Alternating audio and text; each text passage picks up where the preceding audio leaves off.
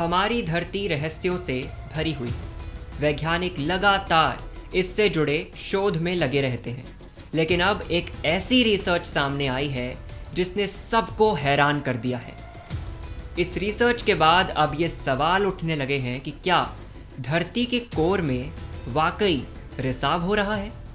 बता दें कि कनाडा के आर्कटिक द्वीप समूह में बैफिन आइलैंड पर बहने वाले 62 मिलियन साल पुराने लावा पर एक अध्ययन किया गया था।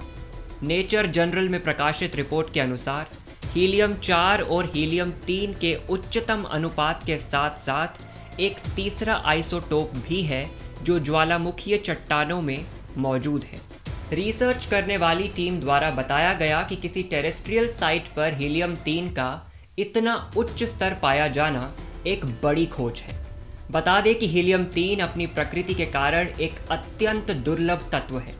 हीलियम 3 जैसे ही सतह पर आता है तो वो वायुमंडल में घुलकर गायब हो जाता है। अगर ये ज्वालामुखी के सतह पर मिला है तो इसका मतलब ये हो सकता है कि ये धरती के केंद्र यानी कि कोर से निकला है, और अगर ये हीलियम 3 पृथ्वी के केंद्र से निकला है तो उस दावे पर सवाल उठना लाजमी है जिसमें यह कहा गया था कि पृथ्वी के केंद्र को सील कर दिया गया है। वैज्ञानिकों ने कहा कि इस बात की संभावना है कि धरती में 2900 किलोमीटर भीतर हीलियम के बड़े भंडार मौजूद हैं। अभी तक ब्रह्मांड में जो हीलियम पाया गया है वो बिग बैंग के समय का है, जब 13.8 खरब साल पहले ये ब्रह्मांड बना था।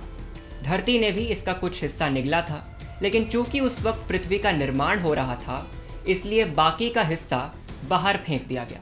इंसान अभी तक धरती के भीतर केवल 12,265 मीटर तक ही खोद पाए हैं, यानी हम इसकी ऊपरी परत क्रस्ट के पार भी नहीं जा पाए हैं।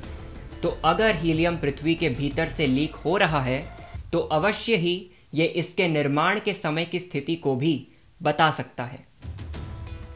वैज्ञानिकों ने यह भी कहा है कि इस खोज से पता चलता है कि पृथ्वी का कोर जितना माना जाता था उससे कहीं अधिक गतिशील है।